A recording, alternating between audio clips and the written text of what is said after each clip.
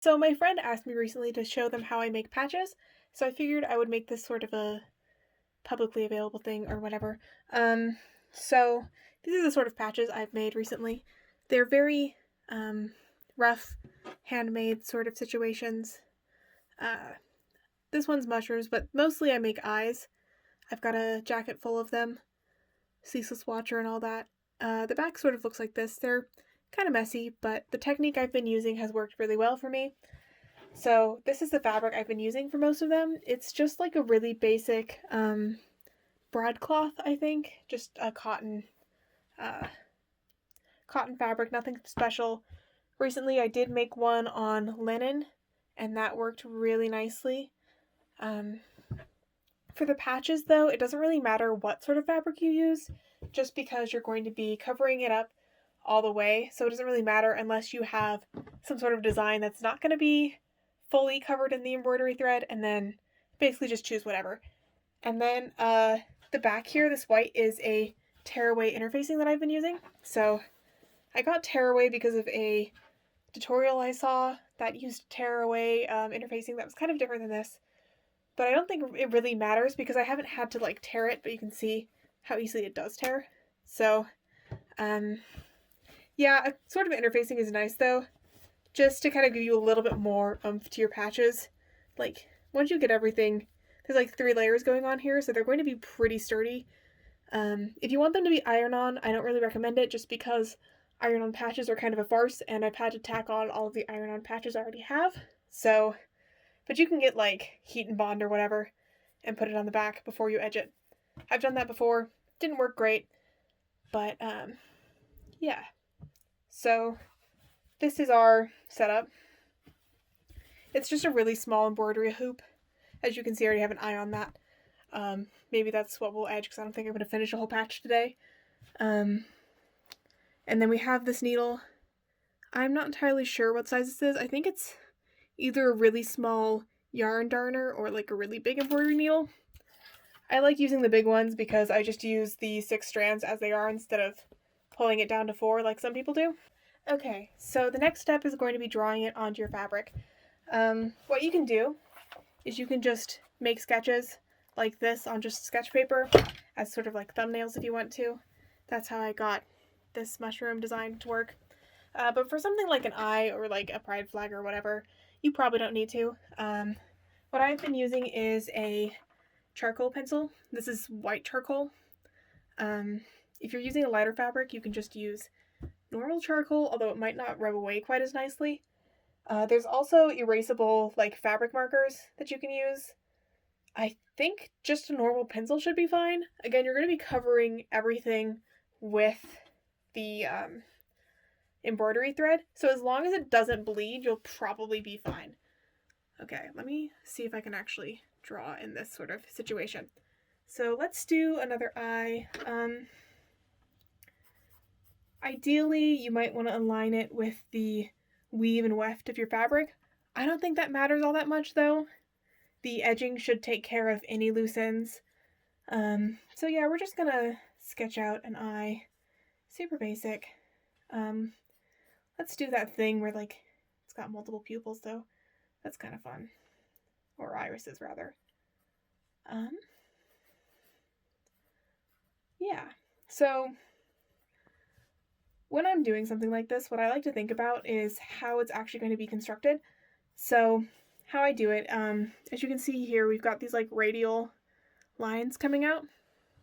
So for something like the eyes, I would pick a middle point, and for this one, we're going to use this bigger iris here as our sort of midpoint, and we're going to just sketch out these sort of contour lines. Normally, if you're doing a contour line, it'll kind of follow the curve of the object, but because we're doing this in straight threads, it's going to be straight. So we're just going to kind of block that out, and that's going to help us sort of figure out how this is all going to work. So as you can see in this eye, for example, the whites of the eyes and the iris itself are all going to come in from the middle just to give it some unity, and then the pupils itself are going to be just straight across. However, with something like this mushroom, I've chosen the tops of the mushroom caps and kind of gone out from there. So that's something I like to think about. Small lines like this are just right across. So yeah, let's get into actually making it work. And then at the end of the knot, instead of doing like, normally when you're doing like hand sewing, you'll want to do a lot of like things and just roll that together. But because it's embroidery thread and it's pretty thick, I'm just going to do a really basic knot. Just push it down and pull it tight. Sorry, I think the focus was all sorts of whack on that. This is a very amateur setup. Anyway, so looking at this, we're going to be focusing on where it's coming out from. So let's start here. I don't like to start on the very edge of the patch just because when you do that, it sort of gets in the way of the edging. And I know a lot of people are going to say like, here, I'll just show you. So instead of going like back and forth directly or like going back to here, we're actually just going to pick a middle spot. Like let's say right about here-ish. Pull that through. And there-ish. Let's actually check that. Yeah. There. So what I'm doing here is I'm sort of making a section that I will then be filling in. Just because instead of going like back and forth, either, there's a couple methods. Let's see, I think I have this defunct patch to kind of show you. So this thing right here, pan rights and all that. On the blue stripe, what I did was I went just directly back and forth with like little pin pricks. Here, let me focus that in. Hello? Perfect. So yeah, I did like little pin pricks going back and forth in an attempt to make it all together as one, but it kind of got a little bit messy, and at the end of the day I just wasn't happy with it. It kind of left some gaps, and occasionally I would get that thread pulling through. And then the other option I had was to do this like just sort of wrapping it like you do when you're edging it, going back to like where you came from, starting a new row that way, and you would get this like solid on the back too. I found that wasted thread, so I kind of made a technique where I sort of bridged that gap. So that's what this is all about. So once we have this sort of sectioned off, what I'm going to do is just kind of go in the middle on the one end and then middle on the other. So we're basically just going to go back and forth and fill in these gaps.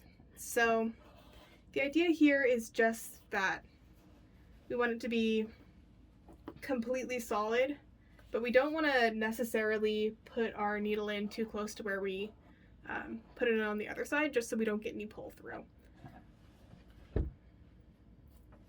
Let's see.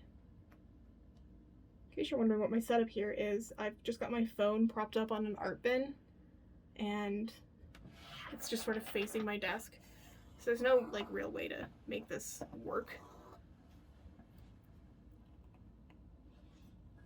So it's a little bit erratic the way that I do it. I just sort of fuck around and find out, really.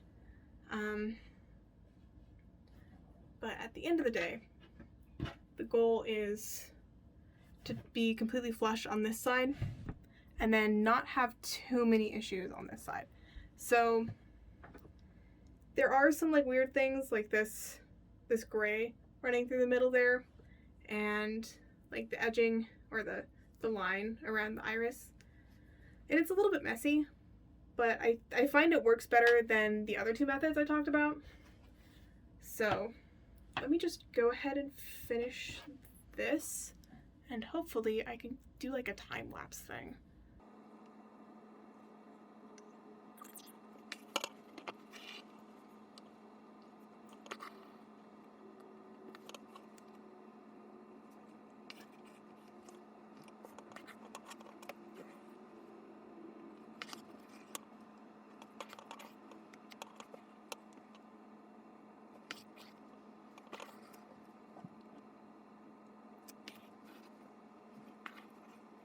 just to butt in a little bit, this one got a little bit messy because my angles were off, and as you can see, the white charcoal is beginning to sort of just get rubbed away. So we just want to go back over where our things were and make sure we sort of know. 4 is kind of a weird number. Let's actually change that. 1 there, and then sort of have this one edge in. Alright, that should work fine. So the main thing that I would think about, even if you're not doing like an eye or whatever, is to figure out what's in the background and then what's in the foreground, and then work your way from the background. So for me, it's the whites of the eyes that are the farthest back, and then this little like cuticle here, and then the iris, and then the pupil itself. So yeah, let's block out another section, just kind of show you what that looks like. Again, my angles weren't great last time. So this thing right here, this eye, I think I made that a little bit too far down. Yeah. So what I'm going to do is I'm just going to kind of go around that one a little bit.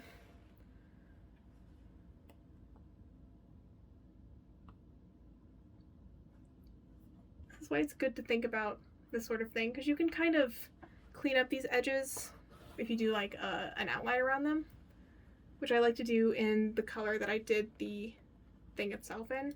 So like this line here on the iris.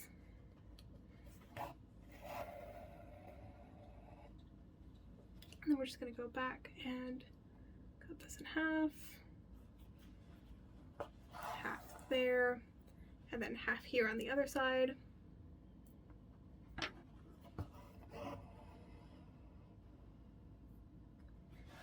All right, I'm going to go through and finish these sections of the whites, and then I'll come back and talk about the rest of it. We have different sections, or this is sort of the same section to the main, because we have this like secondary iris here that's going to be cutting into the white.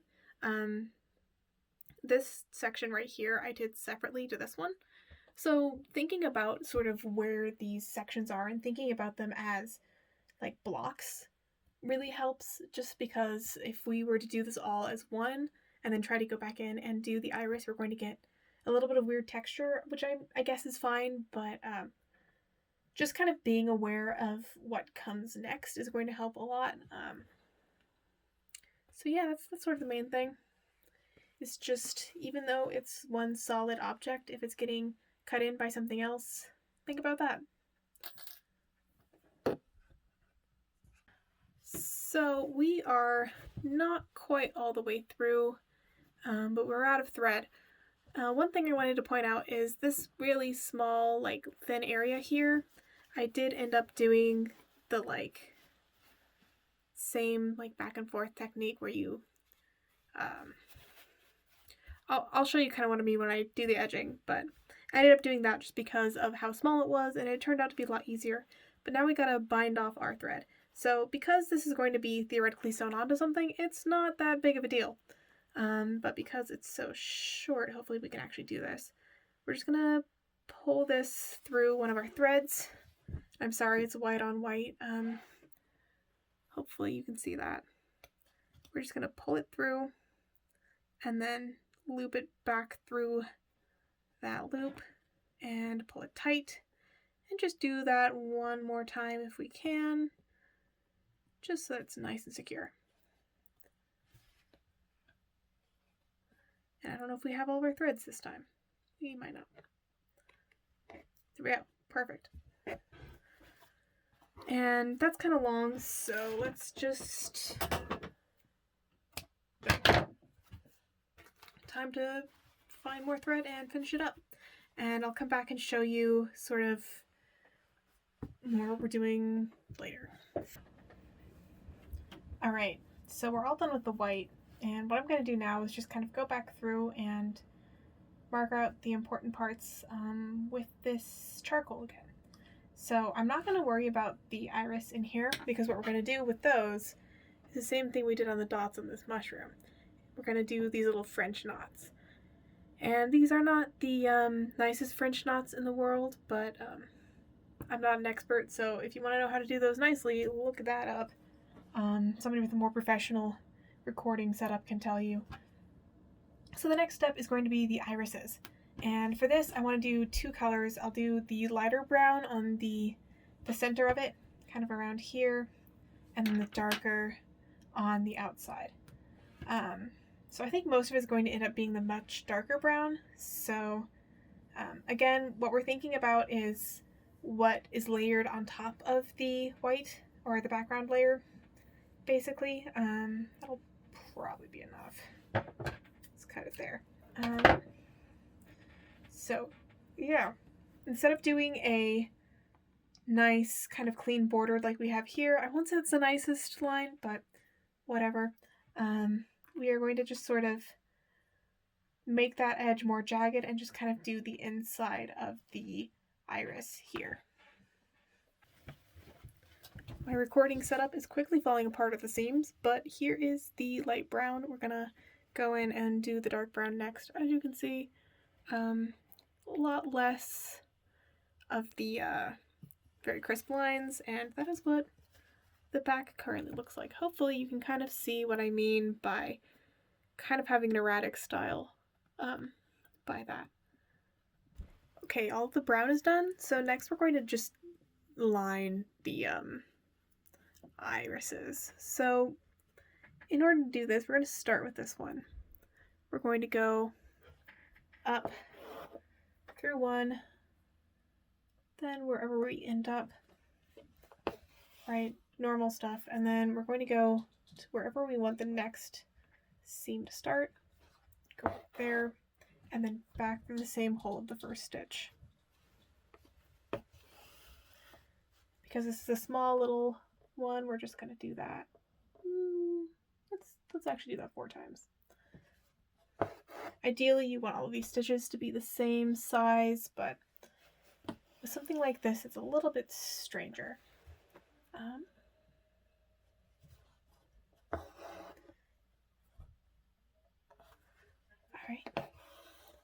And then let's just go back up to here.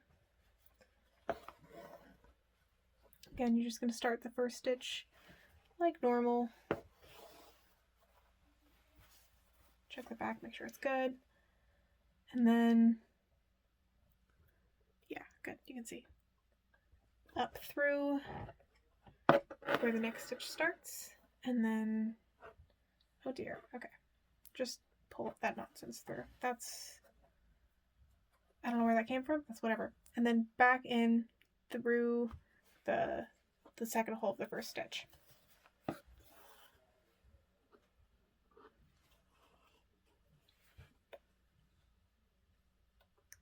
We're just going to do that around the whole eye. And as you can see, that's sort of going to start to clean up the iris and make it just a little bit better. So where before we have this sort of not quite straight, very ragged line, I guess is how you would say that. Adding this stitched line is going to make it a lot more clean. So we're just going to go around the rest of the eyes and do it that way.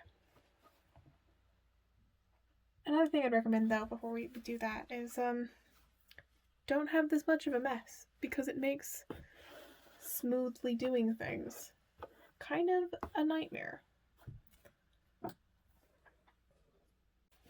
So I said I wasn't going to do the French knots, but I think I'm going to do that anyway. So I've got one here. It's kind of shabby, but yeah, what do you do? Besides get better at French knots. So we've just pulled it through this one right here, and we're just gonna wrap it around our needle twice. You could go more than that, you could go less. See if I care. And then, yeah, okay, you can't see this. Just sort of, while pulling it real tight, going right back through the same hole. And then hold that as tight as you can while sort of up here. Now ideally, you would be able to pull this through. There we go. And there you have a French knot. Not too bad. This one kind of got a little bit bumpier. I don't know if you can see that. Yeah, you can kind of see how this one's a little bit bumpier than this one. Let's do it one more time just for posterity's sake before we edge. So yeah, right up through the pupil, around a couple times. We're gonna do 3 this time. And then right back through. And there are much better tutorials on how to do this online where the person doing the tutorial is actually competent. So I'll leave that one up to you. Oh, okay.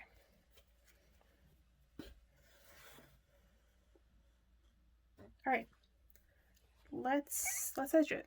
So we're just gonna take it off the hoop.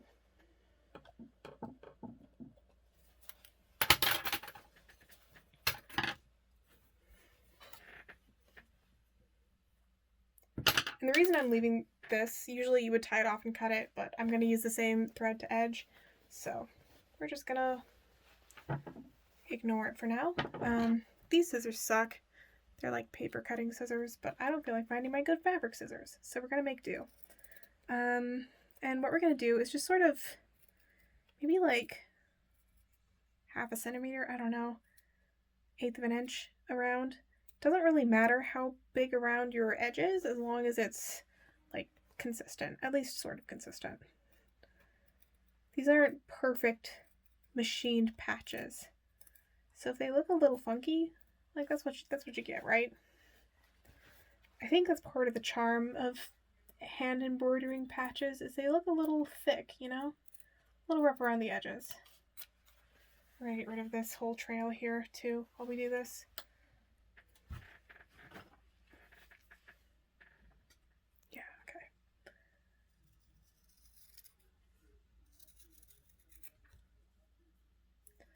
We're just going to clean that up a little bit.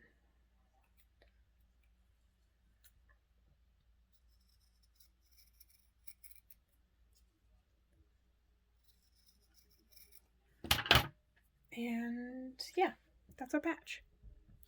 So time to edge it. We've got ourselves this. And what we're going to do is we're just going to bind the edges in our thread. No, just a little more. Sorry, last one, promise. So it's on the bottom now, just around, basically right back into that hole. Pull it tight. Well, not too tight because you don't want to deform the edge too much because there's nothing keeping it taut anymore. So we're just going to right in next to it on the other side. And all the way around.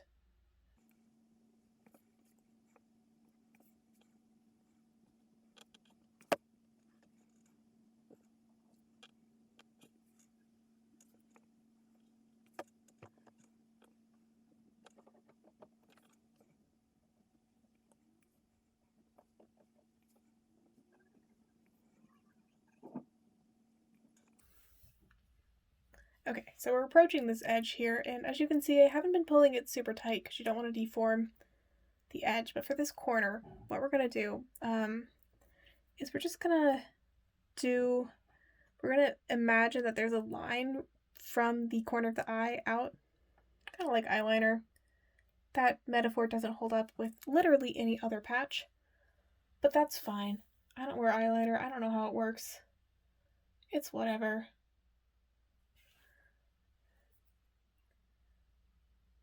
So this one we're not doing on the edge like everything else. We are just kind of starting to go out towards that corner. Again, not pulling it too tight. And then we're going to pull this one right into the edge to kind of bind it over. Actually, no, we're not going to do that quite yet. See, I never quite know how to handle these. So we're going to go just a little bit above it, but this time we're going to pull it instead of on this side, on the other side.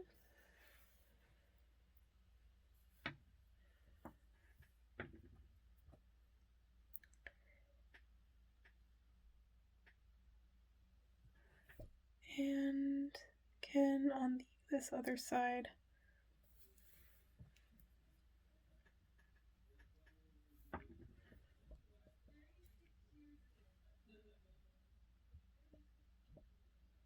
I'm sorry, I'm kind of covering this with my thumb just so I can get it in place correctly. And then what we're going to do to cover up this little guy is just go right in on the edge, right there. And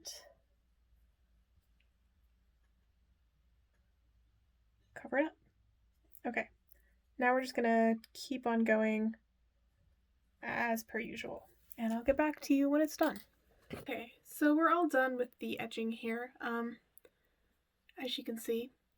And I forgot to mention something. Because I was using a color that already existed, I didn't have to do this.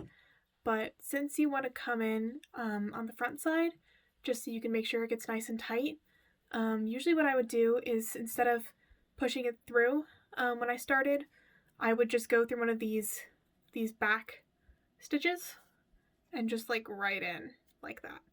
And I would have pulled that knot into the back stitch and then just started the same way I did. But now that this is done, we can go ahead and tie this off. And just to recap, the main things I think about, if it's a complicated design, I will definitely sketch it out beforehand and then sketch it on with something that, again, doesn't bleed, just sort of rubs off like the white charcoal does. The fabric really doesn't matter. As you can see, you don't see the black. Maybe you do a little bit if you pay close attention, but you're not really going to notice this on a patch. You want to start from the background and work your way up to the foreground. Don't worry too much about the edges. They can be a little bit jagged if you plan on doing the lining, and then you want your edges to be very even around. I don't know if I quite hit that. This isn't my best patch ever, but you know, c'est la vie.